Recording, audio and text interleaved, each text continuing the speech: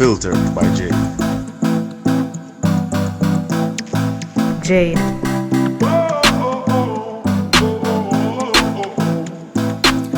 Welcome to the Unfiltered by Jade, where we educate, empower, and entertain. Feel free to like, share, subscribe, download, donate, and make everybody know about this.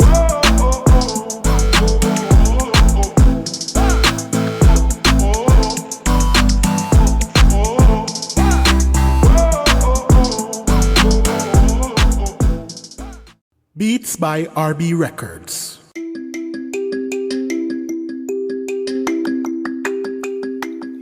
Shopping assistance, your style, your budget.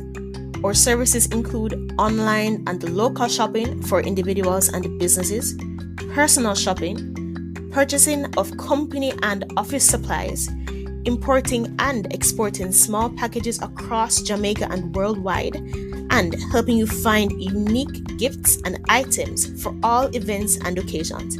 Contact us at 876-919-5195 or shoppingassistance2015@gmail.com. Shopping Assistance, your style, your budget. Welcome back to the Unfiltered by Jade. Today we have with us here one of my friends. Her name is Prisca Echebire. We are going to be speaking about two of her children's book. But before we even get into it, I am going to introduce who she is. So she's a mother, author, YouTuber, artist, manager. She's a counselor, and she does so much more. But we're going to get into the book. Hi, Prisca. Hi, Jade. How you doing today? I'm doing good. How are you? I'm okay. Thanks for asking. Okay, so we have two books. You have done two books, two children's books. What are their names? Yes. So the first book is called Ularichi's Book of Wonders, and the second one is called Kanmi's Book of Wonders. So first of all, how did you come up with the names of the books? Honestly speaking, the names of the books are more like personal to me, and the book itself wasn't just something I rolled over and said, I'm gonna write a book. I feel it was more given to me. Rather, I was asked to do it by God or the Holy Spirit, and I led with it, and I just followed instructions, and Here we are. Here we Yeah. are. It's so amazing sometimes when it says that we're led by God to do something and we don't know what the outcome of it is going to be, but we're yet to see it. So I want to get into the book. So first of all, what Okay. inspired you? And you told us already what inspired you to do this, but was the vision given to you to do it in African language? What was the vision I like, or is it think that something that you came up with? I think it stemmed from, when I step out and I hear like a lot of like, children from more like other countries. I'm talking like Chinese, Indians, Russians, and they're talking to their children, like little children in their own language. And I'm like, it's amazing. Like, it's so beautiful because these children actually understand what their parents are saying in their language. It's like when you're out in the public, you don't have to speak, for the whole public to understand. You can just talk to your child in a language that the two of you, in your own dialect, like in a language that you and your child understand. And that was so beautiful. And I thought back to, my own upbringing. I didn't start learning my language until, I got to Nigeria. I've been around my grandparents, and this was like later on, like around age 5 thereabout. And even though at that point I was like, what is the point? I'm not gonna use it. Being a grown up now, I see how important it is. Yeah. Like I wish I actually like put my head down to, learn more about the language. So coming out here and having a little girl, I'm just looking like it's going to be so beautiful, having her understand her home language. Of course, English is the basis for everybody. Everybody speaks English, but having her own language where she can step out of the norm and, be herself in her own circle I think that was the whole drive for me, like creating the book, something toddlers can have fun reading about. Not something that is so cropped up with like, a lot of words, but just simple daily words, like things they use on a daily basis, like cup, Mhm. Mhm. spoons, like, simple Mhm. things they know, just translating them into a language, into another Mhm. simple language, which will be very helpful for them. Maybe not now, but I mean, at the end of the day, I feel like it's based on the parent because, like my dad would say, he saw the book and he said, "This is not just a book for children; it's also for adults I also." was about to say that. I Yeah, was definitely about to say that because yeah. I mean we're the opposite in terms of I was born there, Mhm. but leaving there to go to a different country, speaking it, people didn't understand.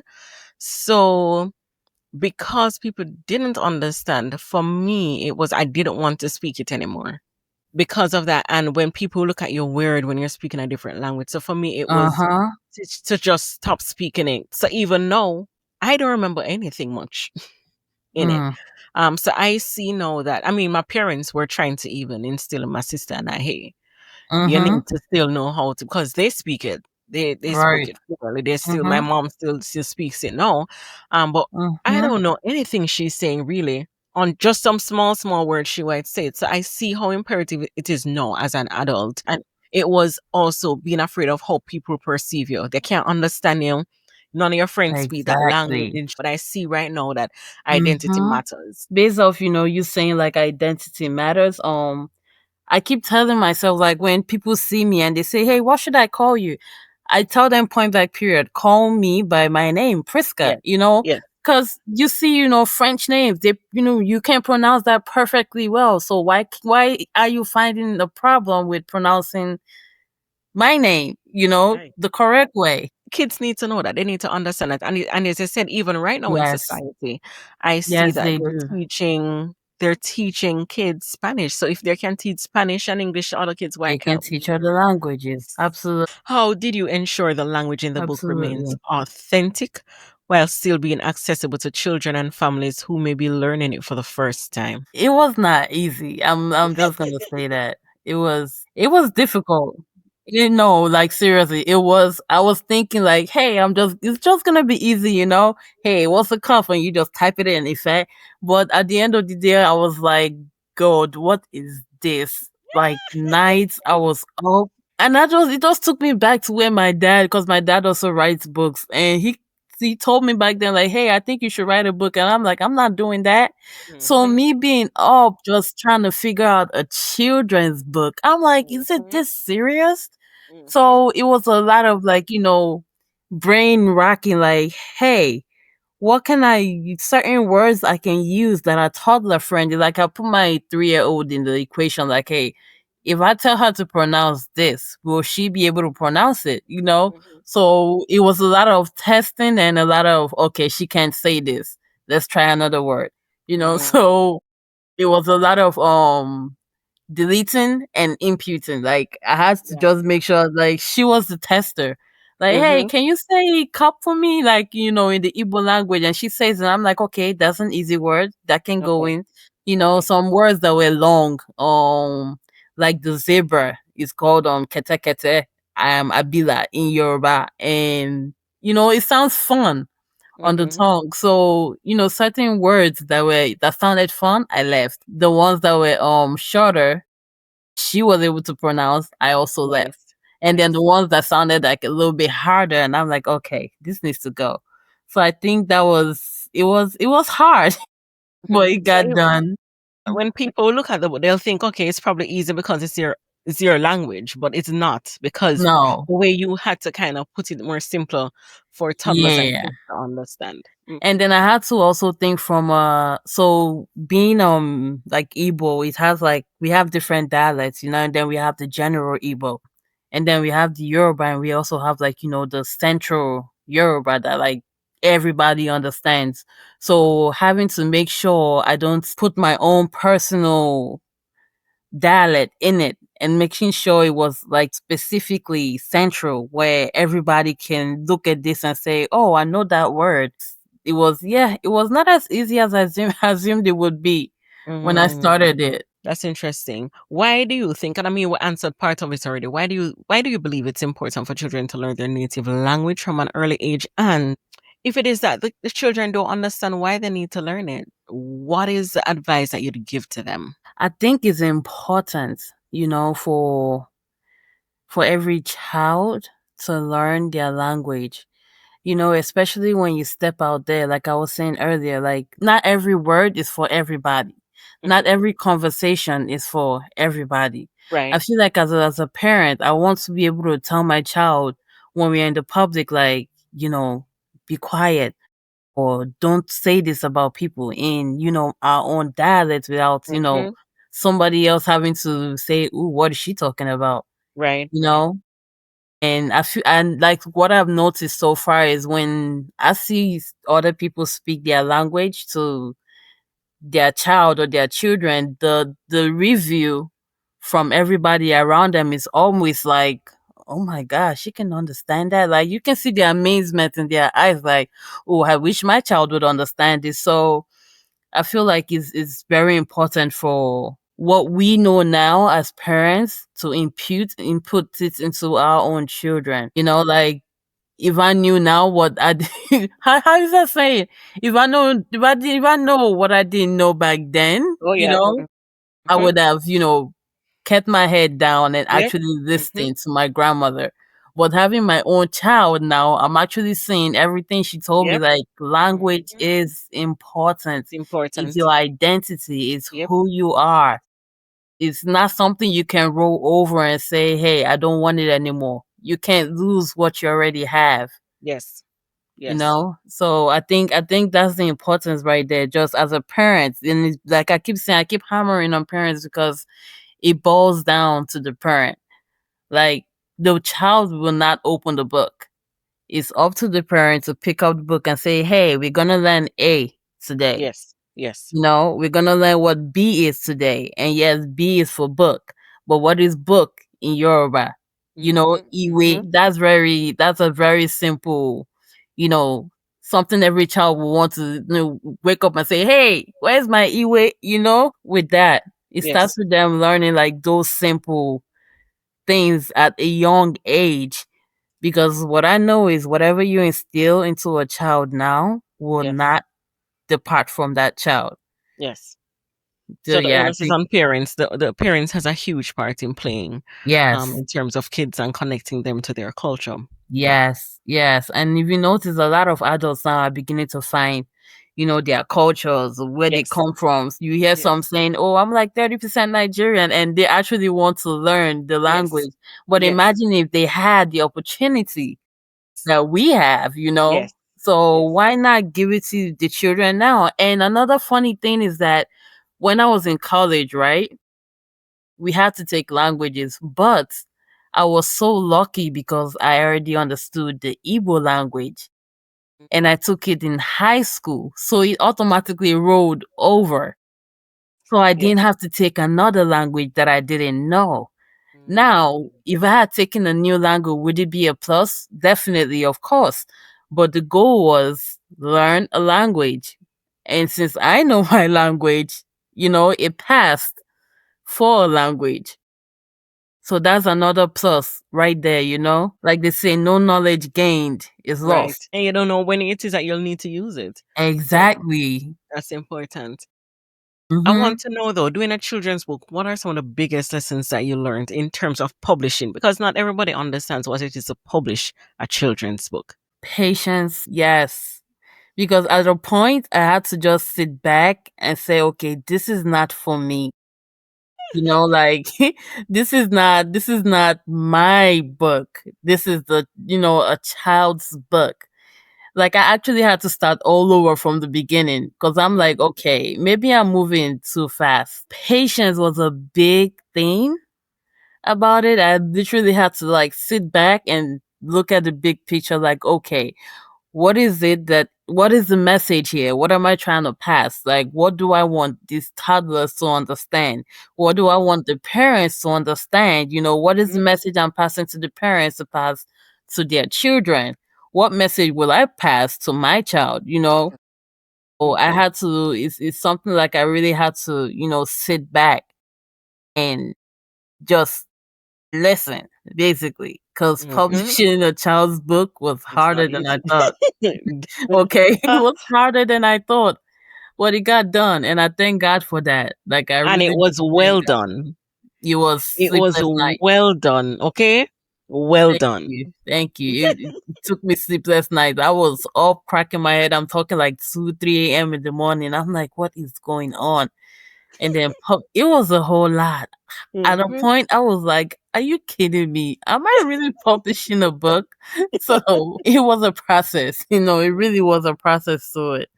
Like at the end of the day, I feel like patience. Just slow down, slow your roll. And how coincidental it is, because even dealing with kids, we have to have the patience to do it. So even in Right. doing the book, it's parallel how God used the book to even show that even dealing with kids, Mm-hmm. even doing something simple as a kid's book requires patience. Exactly. I didn't even think about that. That is so funny.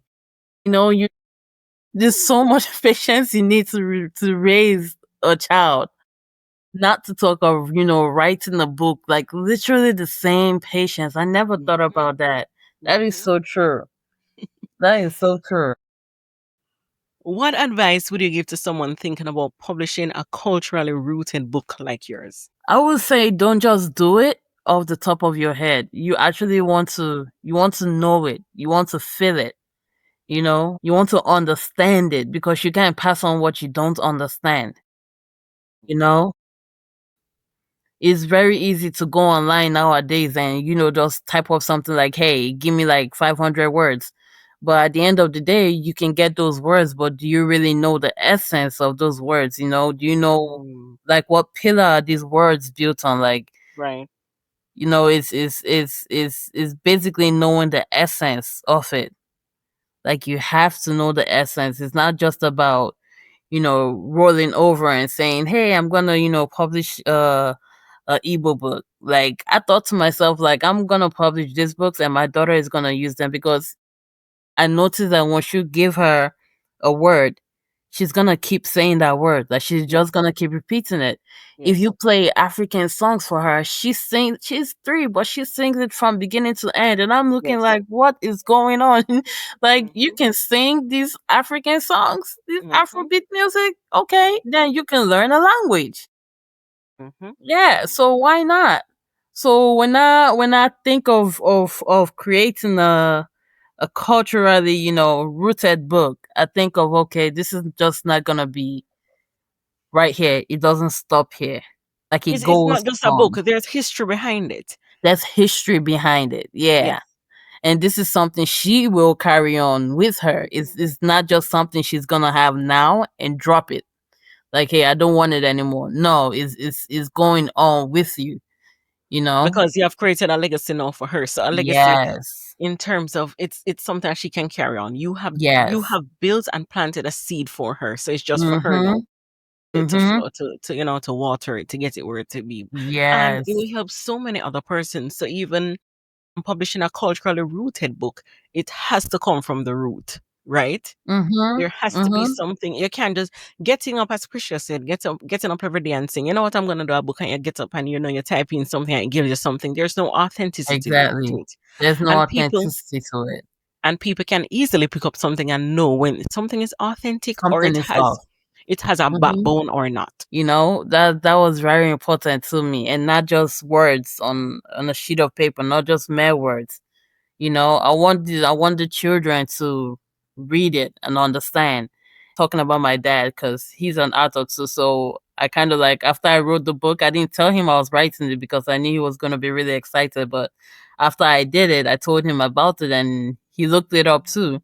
And he says like, "Hey, this book is not just gonna be for children. It's also gonna be for the adults that also want to learn, you know, certain things in Igbo or in Yoruba." And coming back to the books, I actually made one for Yoruba and one for Igbo. I could have just made a Igbo book, Ularichi's Book of Wonders. But then I thought, my daughter is not just Igbo, she's Igbo and she's also Yoruba. So why not? I'm not gonna make one and leave, the other children out. So I made one Igbo and I made the other Yoruba. Hence, Komi's Book of Wonders and Ularichi's Book of Wonders. So yeah. If you could pick one word from your ABC book that best represents your childhood, what would it be and why? I think from Komi's Book of Wonders, I will pick Ewure, which means goat. I think because my little one, she loves the word so much, which is current. But if I'm going to think back, that reminds me of my childhood. My grandfather used to own a farm of a lot of goats, Mm. and I had one special goat. He had a red nose, so and I traveled. It was in the village, so I traveled back to the city and came back to the village and he was gone and I cried, because I'm like, you killed my goat, but apparently I didn't understand that the goats were for Christmas. So Mm. he merely just told me you ate the meat and I'm like, what? Ah. So that's one thing that would take me back to that name, that goat and the ewure, and in Igbo they call it ewu. It stuck with me. So that would be that. And from the Ularichi's Book of Wonders, I'm thinking it would be mango because we did have a mango tree. Yeah, it was fun just riding around with the bicycle and boom, a mango drops, and that was it. Mm. I guess that was the fun of childhood, but yeah, those are two things that will stand out. And of course, it's many more things in the book that stand out. But yeah, those two just, I was like, oh wow, mangoes. Oh yeah, definitely. And the goat just stood out to It's me. amazing though how things from our childhood still plays a part of our lives even now as adults. Yeah, So you could even yeah, use that as a part of the book to even ingrain parts of your childhood in your book. definitely. So that's Yeah. also something that your daughter can look at and say, this is also a part of my mom's childhood while reading this book. So And this at book this point, encompasses so many things. yeah, I was gonna say at this point, I really do agree that the book is not just for children; it's also for adults because like it or not, I was learning at the same time. I'm like, I didn't know this was called that. Like really? So yeah, that's it's really, really impressive. Nice. Nice. I want you to tell them, Prishka, where is it that they can find you? Where can they find your book? You can find Ularichi's Book of Wonders on Amazon and on an ebook. And for Komi's Book of Wonders, you can find it on Amazon. You can find me on Instagram is at queen underscore chi underscore. For YouTube is KWEENCHI Quincy. Let's talk. If you want to feel like looking into that on YouTube, but yeah, those are the places where you can find me, where I'm active Nice. at least. Nice. I'm All on right. it. So I want to thank you so much for being on the podcast and Thank you sharing so much, about your Jade. children's Thank you book. No so much. problem. No problem. And I want to thank my listeners for continuing to listen to The Unfiltered by Jade. And we'll be back next week, Tuesday. Thank you.